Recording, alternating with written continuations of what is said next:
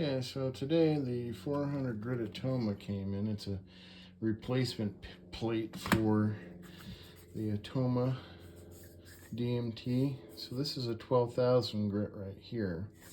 Originally on this side I had 600 grit, but I wore through it. You guys saw pictures that I posted of how it was, and then pictures of it removed. What I ended up doing is, when I removed this, I was a little too hard on it when I did it, because it was my first time. I used this, and I kind of pried downwards once I finally had it kind of lifted up off. To get it lifted up off, I used this, and I kind of carefully worked on one corner and lipped it out, and then kind of ran this through, and then ran it through a bunch of times on this side, and then I started pulling it up. And then once I finally got it about there, I was able to pull it off the rest of the way by myself. There was a bunch of adhesive left over, so I used some modeling testers acetone. So if you can get your hands on any kind of really strong rubbing alcohol or acetone, you want to wipe your plate down real good, and then if you did any damage to it, kind of give it a good sanding, not too much.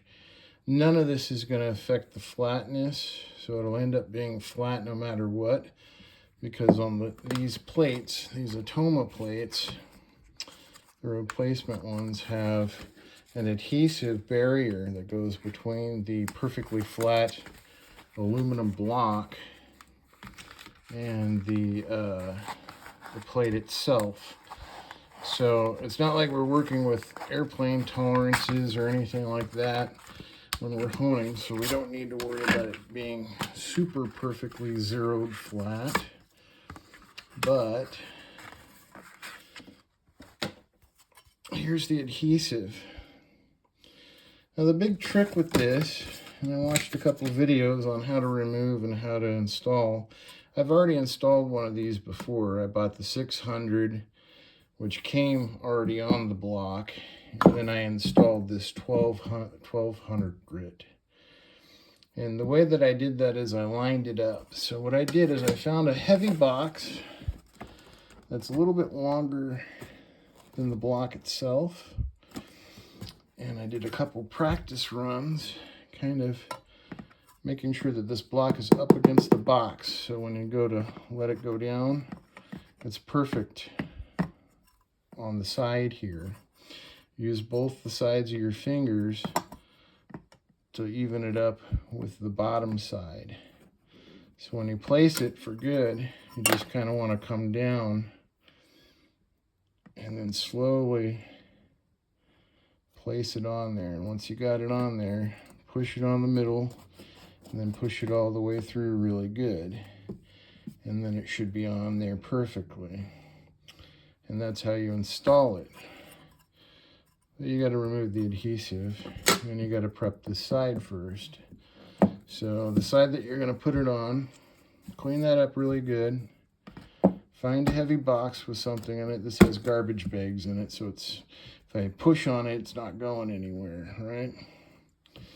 So then, once that's been prepped, you remove the adhesive strip. You only get one chance at this, so you want to line it up as good as you can. That's why we're doing this against the box. Okay, so here's my one chance. I'm going to put it up against that box, and then I'm going to lower it down, evening it out, making sure it's even with my fingers on the sides.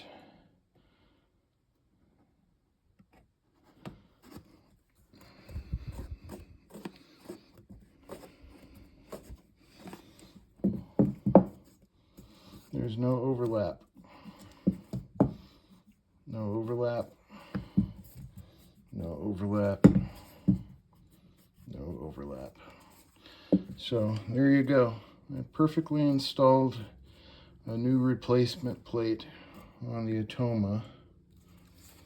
It's on there really, really good now. It'd be very, very hard for it to come off.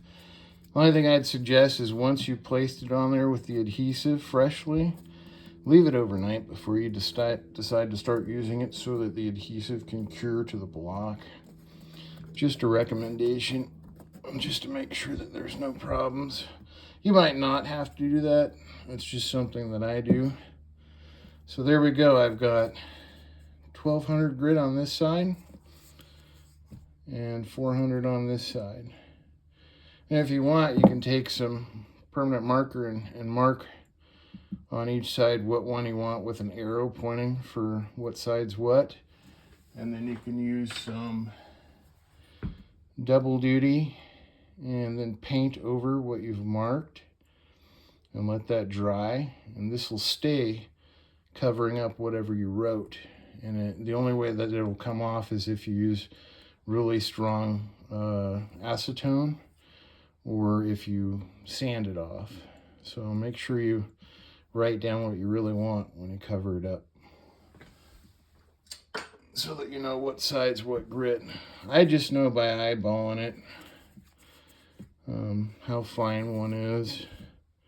Plus you can see the age. This is pretty much brand new, and you can see I've been using this one for a while. So that's pretty much it. You want to line your block up with something heavy, and then you lower it down against it using these two fingers to line it up on the sides. Hope that helps, guys.